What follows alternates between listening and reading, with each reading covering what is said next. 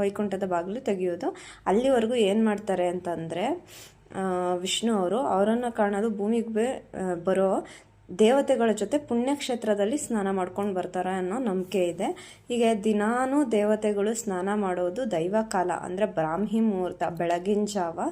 ಹಾಗಾಗಿ ಆ ಸಮಯದಲ್ಲಿ ದೇವರು ಓಡಾಡ್ತಿರ್ತಾರೆ ಅಂತ ಹೇಳಿ ಧನುರ್ಮಾಸ ಪೂಜೆನ ಆ ಹೊತ್ತಿನಲ್ಲೇ ನೆರವೇರಿಸ್ತಾರೆ.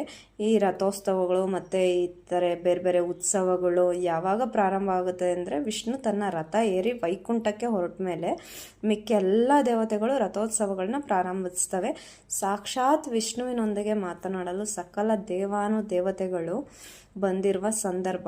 ಎಲ್ಲ ದೇವರನ್ನು ಹೊತ್ತು ಮೆರೆಸುವ ಕಾಯಕಲ್ಪ ಅನ್ನೋದೇ ಜನಪದೀಯ ವಾಡಿಕೆ. ಅಂದರೆ ಇದೇ ಅವಾಗಿಂದ ಬಂದಿರೋದು ಧನುರ್ಮಾಸ ಪೂಜೆಗೆ. ಇದು ಒಂದು ಮೀನಿಂಗು.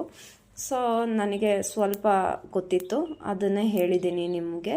ನನಗೆ